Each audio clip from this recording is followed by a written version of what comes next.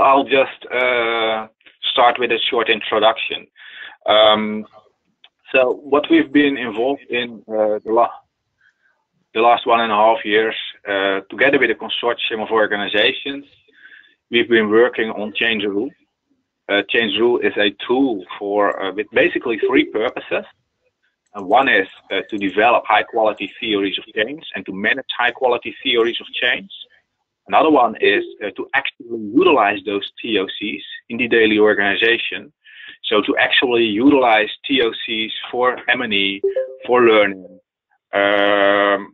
for planning, for stakeholder engagement, for communication.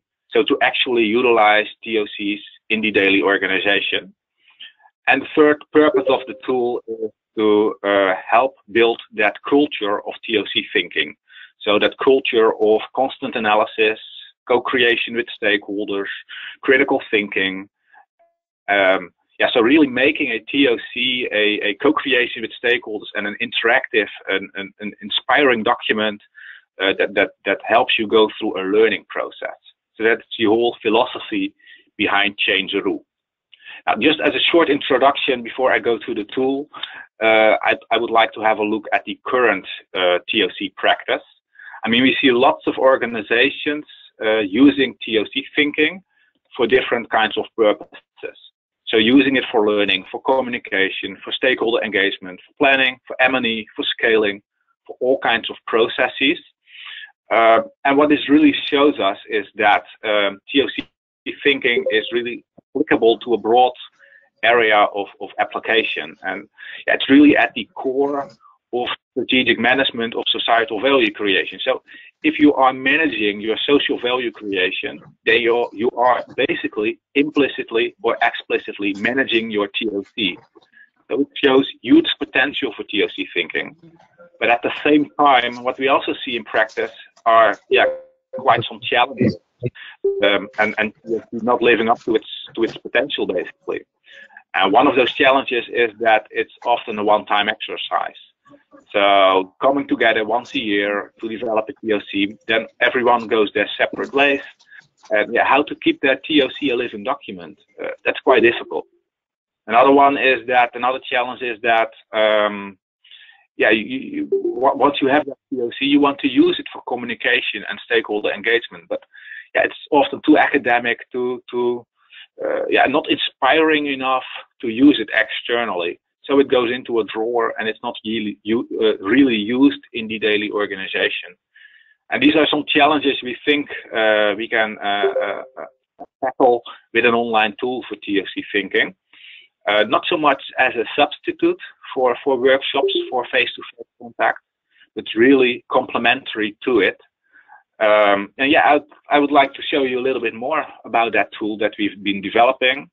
As I mentioned, with this consortium of organizations, as shown on the left, and we've been now working on it for more than a year, and this consortium made it possible to do that.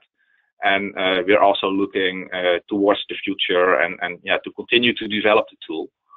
And we've been going live just 3 weeks ago, so quite excited about it. So this is the tool. This is the first screen that you get when you log into the tool. So it shows a tour video that explains you where to find what, how does it all work. And everywhere where we have a video, we also always have a text version of that video that you can fall back on in case of poor internet connectivity. But let me click this away. And then this is the main screen from which you work. So it basically consists of 3 components. On the left, you have a menu. At the top, you have the first few lines of your vision of success. And beneath it, you have the visualization. So to start with the menu on the left. So this menu consists of the different steps that together make up the TOC development process. And each step comes with all kinds of guiding content. So illustrations, explanation, thought tools, questions to ask yourself. So you can really see this, look at this as the manual dimension of the tool. It really takes the user by the hand in TOC development. And also part of that manual dimension are the expert lenses. And expert lenses zoom in on a specific topic to look at your TOC from the perspective of that topic. So for example, here we go into more depth about assumptions, how to identify them, typology of assumptions, how to formulate them, how to prioritize them, and so on and so on. And we also have a section on our website called the TOC Academy, where you can find even more information and more knowledge about how to do this. Also, the menu on the left also contains a few animations explaining theory of change, explaining the development process. You can also, again, find the tour that we saw at the start. You can find it in the menu on the left. And there is something called strategy narratives, and I'll go more into detail about that in a minute. So that's the menu on the left. Also, the narrative is like the general narrative behind the TOC. So it contains the vision of success, situation analysis, purpose and scope, and the change story. So if I click on it, I'll go to the page that presents the vision of success of this TOC. Again, I'll come back to that in a minute. So that's the menu on the left. At the top, the vision of success. If I click on it, I go to the general narrative behind the TOC with the vision of success, change story, and all of the general information behind the TOC. We have just included this information for illustration purposes. And these pages you can create using a really user-friendly interface. So if I click on Edit, I go to this page where I can edit and change the vision of success. And the user really has all control over what information he or she wants to present here. So if I want to add, for example, a title, I drag and drop it here. I'll change the text, save it. I can also drag it to a different position if I would want to do that. And I can remove it again. These pages, this lock at the bottom right corner, you can open up this page via that lock for different users. So you also control which users can edit this page. You can include images, videos, so you can make it really interactive, really qualitative, but also quantitative, just whatever you want as a user. So that's the vision of success. Then looking at the visualization underneath. So that's a diagram. In this case, we've included an example of the apple a day keeps the doctor away program. The idea is as long as you eat an apple every day, you will become healthy, you will remain healthy. So the idea is apples are delivered to people in poor health. They gain improved access to fresh fruit. They eat the apples. They gain improved level of vitamin C in diet. Their body uptake of vitamin C increases and their health increases. But there might also be alternative pathways. For example, social interaction with the apple deliverer might make this program work. Or, more meant as a joke, but people might start juggling with the apples. So physical exercise, and that will make them healthier. But there might also be negative side effects. In this case, for example, increased CO2 emission because of the cars delivering the apples to people's homes. Now, these blocks, they have all kinds of information attached to it. So now I selected this block, and here you can specify all kinds of details about that block. What type is it? That influences the color on the left of the block. So if I change it, the color also changes. Specify the stakeholder involved. We on purpose made this a separate field because it is often forgotten to specify the stakeholder. And then later on, if you want to evaluate a TOC, then if the stakeholders are not specified, you run into problems and you basically need to redo that TOC. So now you can't forget it anymore. You can still leave it empty, but you can't forget it anymore. And the stakeholder value is shown here with all capitals at the top. And the text is shown underneath it, eat apples. Now, 3 standardized sizes for blocks. We did that on purpose. We don't want this to become drawing software. We want to standardize it a little bit because, if you now build a TOC, for example, in PowerPoint, that can be quite frustrating. So we want to prevent that, and that means standardizing the sizes in this case. Blocks outside your sphere of influence get a bit of a slightly transparent background. Negative side effects get a bit of a reddish background. Attention you can use to signal whether something is going on track or if it isn't, and that shows up like a little number at the top right corner of the block. And also quite interesting, I think, are nested TOCs. So I've included here an example for capacity building. So suppose capacity building is important for your vision of success, but it's just a supporting activity within a larger TOC. Then, of course, you can include all elements of capacity building in your TOC, but then your TOC easily becomes cluttered with all kinds of blocks, all kinds of relationships. And here, for this, you can use nested TOC.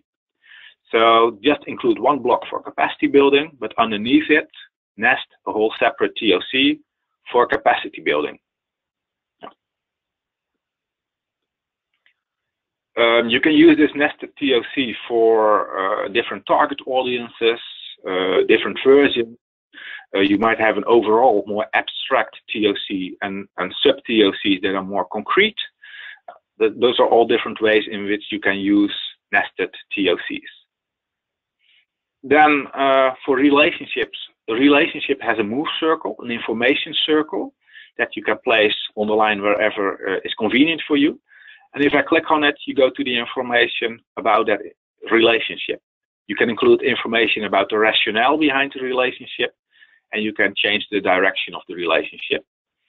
And then strategy narratives, as I mentioned earlier.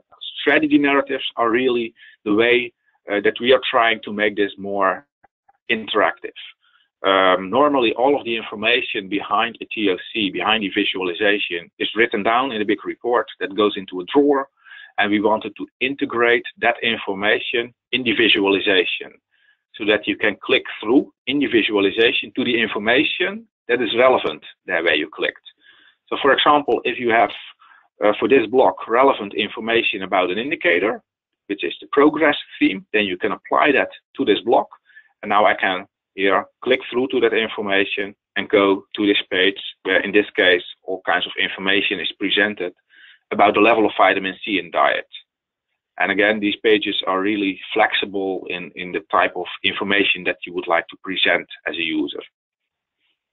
For this block, all 6 themes have been applied, so all 6 icons show up. And you can also apply these 6 themes for relationships. And there you have this mouse over effect that helps you click through to the information behind the relationship. So for example, here the assumptions theme has been applied. What is the assumption behind the relationship? And that is presented here. And there's also some validation for it. All of this information, all these strategy narratives, an overview of that is also presented in the menu on the left. You can minimize this. And then here, for example, for the progress theme, you have an overview of all the indicators used, or all the assumptions underneath the TOC, trade-offs, innovations, needs, and opportunities and threats. Those are the 6 themes currently. So, I hope this gives you an idea of how the tool works. Could tell you much more about it, but I think this gives you a nice overview, and I'm happy to answer any questions that you might have. Isabelle, back to you. Thank you, Martin. So I guess all of you probably have a lot of questions, but let's keep these questions for the end after we have heard our second speaker, who is Tris Lumley. And we are jumping a bit from the beginning to the end. So the TOC, which you usually develop in the first part of setting up and monitoring an evaluation plan, to impact measurement. So we have to ask ourselves, how do we meaningfully measure the impact we hope and claim to achieve? The think tank and consultancy New Philanthropy Capital, NPC, has a lot of experience in this field. So we are very happy to have Tris Lumley here with us today to talk on how they support organizations of all shapes and sizes to develop a realistic and flexible approach to impact measurement. Tris. Hi, Isabella and Martin. Hi, everyone. I'm delighted to join you. I will share my screen if you give me that. There we go. So yeah, actually, I'm going to talk less about impact measurement as kind of an exciting new approach, but I really want to draw some of the connections between measuring social impact and accountability, because I think that's the most interesting space actually that we have here. I think that a lot of us will be, most of us I'm sure, familiar with the use of theories of change, familiar with the jargon and approaches of outcome measurement and impact measurement. So I won't dwell on the basics, but we'll get to some of what I think for this audience I'm hoping is the most interesting territory, and obviously to leave time for the conversation at the end. So so let me start with the real basics, because I think it's useful sometimes to zoom out and think about what is actually happening in the systems in which we operate. And because I think money is very important in the relationship to evidence and how we use it, and I think we need to confront that straight on. So I often think in terms of this diagram that I'm presenting now. It's a pretty simple chart. It shows different groups of stakeholders, so donors and investors, charities, social enterprise, but these could also be public or private sector delivery organizations, and people, stakeholders, primary constituents, beneficiaries. I like the word people. So, you know, in theory, there's a pretty simple system going on here. There's a flow of money to organizations that then provide services, and between the people who receive those services and donors and investors, there's some sense of the social impact that has transpired. And impact measurement plays a fairly straightforward role in that. It's the bit that connects between the people and the organizations delivering products and services and support. Impact measurement, which is capturing what's changed. And critically, if we're talking about impact, is focused on what would not have happened anyway. So in some way, there's a counterfactual, there's a comparison, there's a way of understanding the additionality of your work and what would not have happened had your work not existed. So in theory, that's a pretty simple picture. Information flows back to charities and social enterprises who report it back to donors and investors, who in theory then make their decisions based on an understanding of social impact. But that's the set of assumptions that I want to challenge slightly in what I say, and we'll be very interested in the thoughts of everyone on the webinar today. I think we often think about impact measurement as a complex technical field full of jargon. We hear that from non-profit organizations a lot, that it's difficult to get to grips with. And so we will often talk in terms of these fairly simple questions that we believe are at the heart of understanding social impact. And these critically are questions that everyone agrees we need to know the answers to. If we're leading organizations, if we're investing in programs, we should be able to answer these questions. So what's the problem we're trying to solve? What will success look like if we achieve it? How will we achieve that success? And that's where theories of change come in. How will we know if it's working? And how can we learn and improve? And so I've never met anyone who didn't agree that those were important questions to ask. How well we can answer them is a slightly different matter. But my point here is that social impact is the currency of the social sector. It is our lifeblood. It is what we need to be trading in. I think it's also worth highlighting the different purposes that impact measurement can have. And often when working with an organization and helping them develop their approach to impact measurement, it's worth really making these purposes explicit. Often impact measurement is driven by a desire to communicate and prove our impact, or perhaps make decisions with data, but there are other purposes as well. Learning, managing and improving our work, building a body of knowledge so that we have more knowledge as a field than when we started in our work, taking a kind of social science approach to what we're doing, and accountability, that is a purpose that I know is important to this group. So as the presentation suggested, NPC does have an approach that we recommend to developing an impact measurement framework. It's pretty straightforward. It has 4 pillars, which is why we call it the 4-pillar approach. We're very creative like that. So it starts with a theory of change. And it's delightful to see tools such as Changeroo, developed by Martin, because actually those of us who are developing theories of change all the time, we need good tools to be able to do that work with. Once you have a theory of change, you need to develop a measurement framework and actually to prioritize what is important to measure across that picture, across that theory. Often we see organizations just piling in and trying to collect data on everything, which doesn't get them very far. You need to decide how robust your approach to impact measurement needs to be, what level of detail and what level of evidence you need. And then finally, you need to select measurement sources and tools. Often we find that organizations are jumping in at that stage and they just want to know which tools should we use to measure without having been through the strategy and planning process behind this. So far, so straightforward. I want to come back briefly to something I said about the purposes of impact measurement. In fact, in a survey that we did in 2012 of 1,000 non-profit organizations in the UK, we found that the main incentive behind impact measurement is indeed funders' requirements. You can see in this chart that more than 50% of respondents said it was the primary reason for their investment in impact measurement was to meet funders' requirements. And then following on from that are kind of internal incentives that it's important for leadership. But it's pretty stark to see how important the money is in that picture. And so I would argue that in general, when we're approaching impact measurement, we might be missing the true purpose, which if we're legally registered charities, our true purpose is to meet our mission on the behalf of other people. And there are a group of stakeholders that are defined in law as being the purpose of our organization. The purpose of impact measurement, I would argue, therefore, is primarily for accountability to that group of people.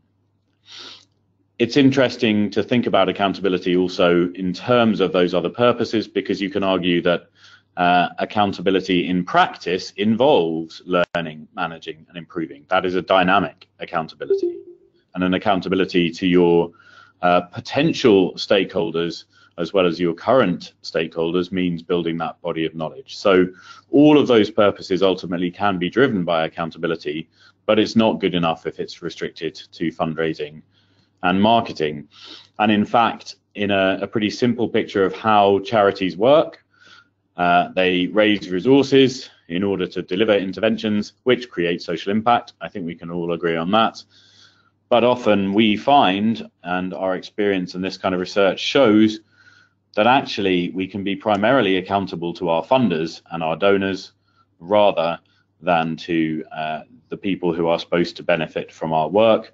We can listen to funders' demands, our organizational survival can take priority, and our benefit can primarily be explicit to funders, boards, staff, and volunteers. Clearly, that's a very negative story to tell. I wouldn't say it necessarily describes the sector as a whole, but I think it's the risk that we need to bear in mind. And perhaps the purpose of having data is to make sure that we hold ourselves to high standards and ensure this isn't the case. Having data, I just want to share some real data here. So this is a chart that comes out of our work with the UK government, the Ministry of Justice, that looks after prisons and the criminal justice system, and based on a model that we helped them to develop called the Justice Data Lab. And you can find out more about the Justice Data Lab at the link that's on your screen there on Data Labs. So this is a bit of the Ministry of Justice that actually conducts analysis of the impact of services that are trying to reduce reoffending, and that includes charities, public sector and private sector providers. And this chart shows more than 100 results from more than 100 organizations and programs that have been through the Justice Data Lab. And it shows their effect size, that is positive or negative impact, plotted against the number of organizations that we see at that level of impact. And what you'll see is the kind of distribution that you would expect to see. You will also see that the median is on the positive side, which is a decrease in offending rates. So that's a good thing. But you will also see that there's a significant population to the left of the y-axis, i.e. in negative impact territory. And what that shows is that for the statistically significant results, for every 28 positive results that are reducing reoffending, there are 7 negative results that are increasing reoffending. And so I share that data because A, it's the best data that I have across any sector that we've worked in due to the Justice Data Lab, but B, because it's pretty shocking.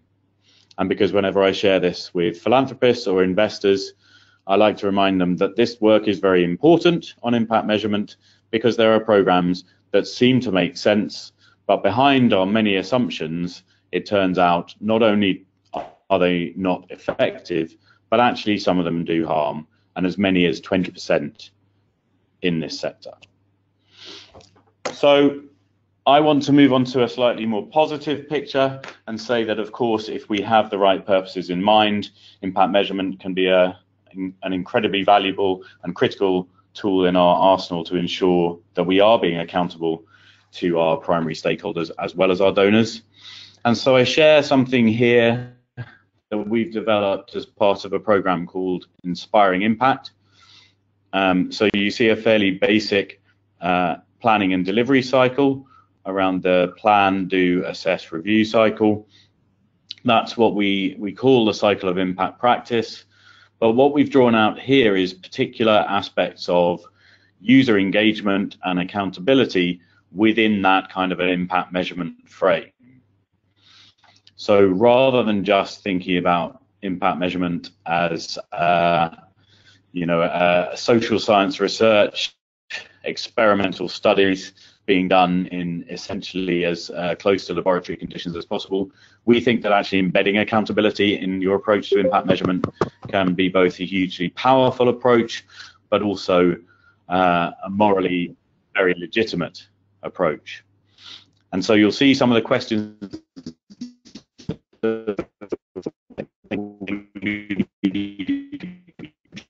Sorry, Chris, we are losing your sound. Examples of what I like.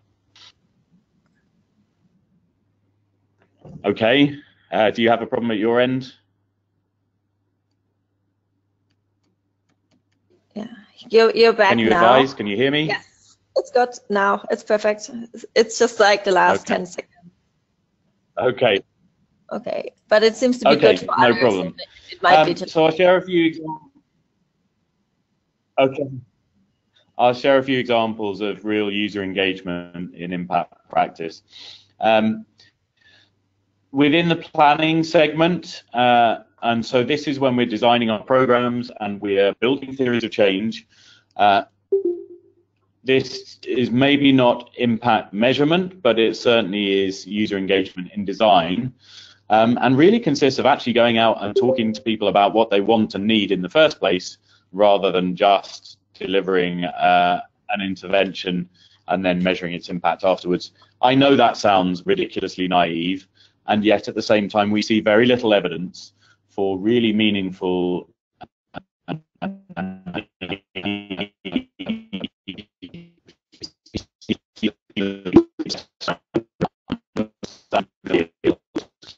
pick what type them fond of. One involved the UK funder Comic Relief, and it's part of their work focusing on technology, particularly in the field of working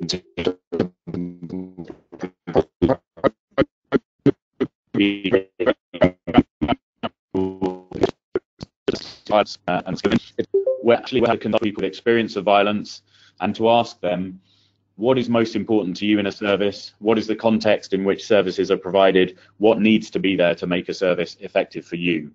And you can find all of that work online under, if you search for Tech versus Abuse. Really inspiring work. Similarly, NPC is publishing a piece of work at the end of this week called My Best Life, Priorities for Digital Technology in the Youth Sector. And there we've worked with a group of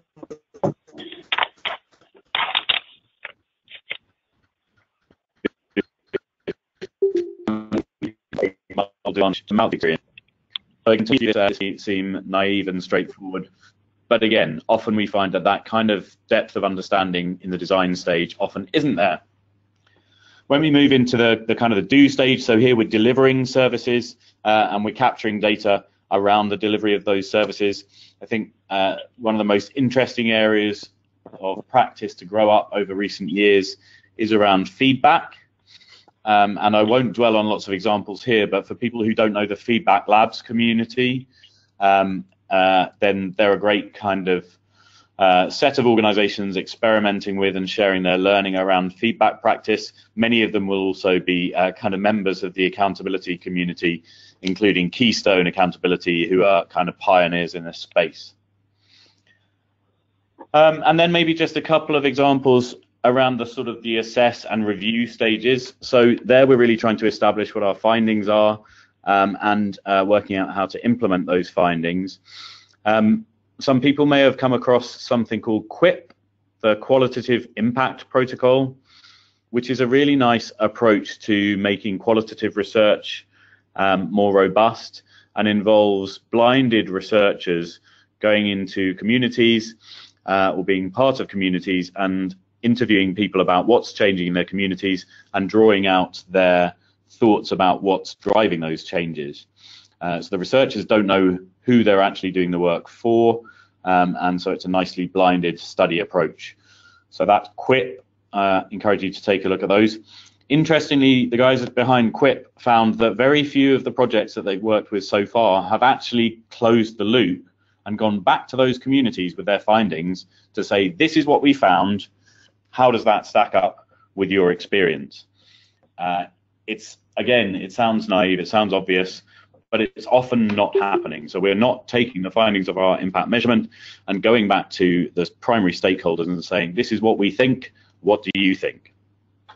And the perfect example to finish up on that, an organization that many of you may know called Integrity Action. They have a delightfully elegant approach called Fix Rate. So they're training citizen monitors in development and public sector projects to identify problems in projects and problems in their implementation. But what they're actually measuring is the fix rate, which is the proportion of problems that are reported that are then fixed and solved. And so it's particularly elegant because actually they're measuring the closing of the feedback loop. And I think there's a lot of inspiration there, certainly for me and maybe for many of us.